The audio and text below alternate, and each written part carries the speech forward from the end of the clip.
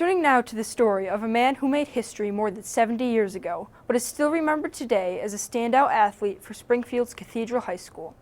This star athlete won America's top football honor, the Heisman Trophy, while he was a student at the University of Notre Dame. Steve Kiltonic now has the story of Angelo Bertelli. During the late 1930s at Cathedral High, this West Springfield native was a three-sport standout in football, baseball, and hockey. As a catcher, his rifle arm attracted scouts from the Major League Indians, Cardinals, and Tigers. Ex-Bruins and Springfield Indian manager Eddie Shore called him the greatest prep hockey player he ever saw. But the tall, lanky kid turned down both to fulfill his dream to play football for the University of Notre Dame.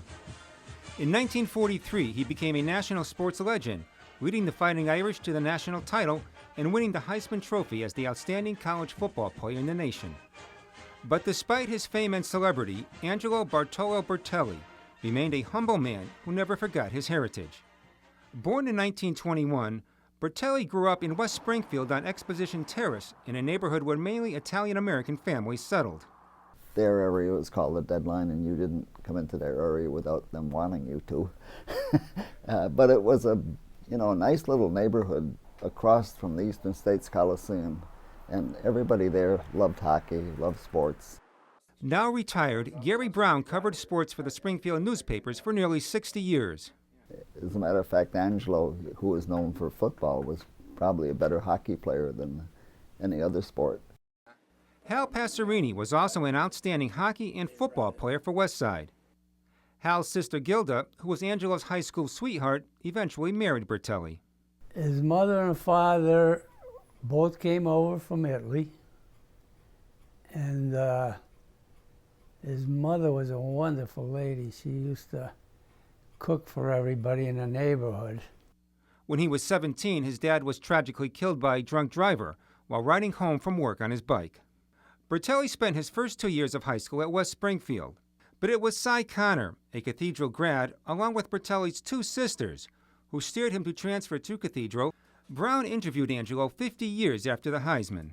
The first thing he said was, "Thank God for Billy Wise, who was his coach, and the Sisters of St. Joseph." He says, "Without them, I don't know what would have become of me." And that's the way he felt. At Cathedral, Bertelli, nicknamed the Springfield Rifle, was all everything for the Panthers. His ability to pass, kick, and run led the Panthers to 2 undefeated seasons and consecutive city and Western Massachusetts championships. In 1939, he was named the Gridman as the outstanding player in Western Mass, an award which today is called the Bertelli Award. On the diamond, Angelo was an outstanding hitter and all-city and all-Western Mass as a catcher. At Cathedral, Bertelli broke all the schoolboys' scoring records in hockey and made all-Western Mass. After graduating with honors and being named the class president, the pro scouts and college recruiters were hoping to sign him. But it was Milt Pipel, a former Cathedral and Notre Dame captain, who recommended Angelo come to South Bend and play football for the Irish under coach Elmer Layden. In 1940, his freshman year, Bertelli ended up as a 6th-string halfback. He was worried that he might not make the team in 1941. But as fate would have it, Layden left for the NFL, and Frank Leahy took over the coaching reins. Bertelli's fortunes changed overnight. Bert, as his teammates called him, led the Green and Gold to an undefeated season and a second-place finish in the Heisman voting. He threw for over 1,000 yards, which prompted Leahy to switch to the T formation. He saw how good Bertelli could throw a football. He says, he's going to be our quarterback, and they worked all summer long, faking and doing all of the ball handling. Bertelli was called the T formation magician by writer Grantland Rice. His junior year, accurate Angelo was sensational, as the Irish lost only 2 games. Bertelli finished 6th in the race for the Heisman and made the All-American team. In 1943, his senior year, Angelo had another brilliant season, leading Notre Dame to 6 victories before being called to active duty in the Marines. Bertelli completed 70% of his passes while throwing for 500 yards and 10 touchdowns. Angelo was in boot camp listening in tears when Notre Dame lost its last game in the closing seconds. The Irish's only loss that season. One of the sergeants ran up to him and says, "Here, I have a message from you." And he opened it up and found out that he won the Heisman Trophy. He couldn't believe it. In 1943, Notre Dame also won the national championship. Bertelli, who accepted the Heisman in his uniform, was the first of 7 Heisman Trophy winners from Notre Dame. As a lieutenant in the Marines, Bertelli received a Bronze Star for valor, surviving one of the war's bloodiest battles, Iwo Jima, where the Marines lost 6,800 men. He went through all of that. But again, he didn't think it was that big a, he said, don't ever call me a hero. I wasn't a hero. He said, I just did what we all did.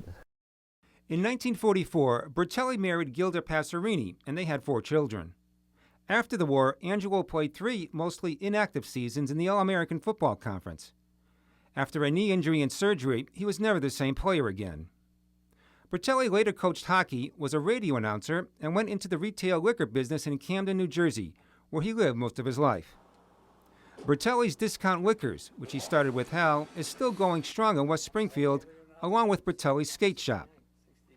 Angelo was elected to the College Football Hall of Fame in 1972 and the Cathedral Hall of Fame in 1983. He died of brain cancer in 1999 at the age of 78. In 2001, Passerini and other members of the Deadline Gang dedicated a monument to Bertelli here on the grounds of the Big E, only about 100 yards from where he grew up. It's also a testament to the kids from the Memorial Avenue neighborhood who used the fairgrounds as their playground. Angelo always came back to visit the town where he grew up and to spend time with his buddies from the old Italian neighborhood. They'd say, would you bring the Heisman? The kids would like to see it. He says, I don't want to do that. People will think I'm showing off, But they finally did get him to bring it one year, and it was a really big deal. But that's just the way he was. As for the Heisman, its final resting place reflects Bertelli's true character.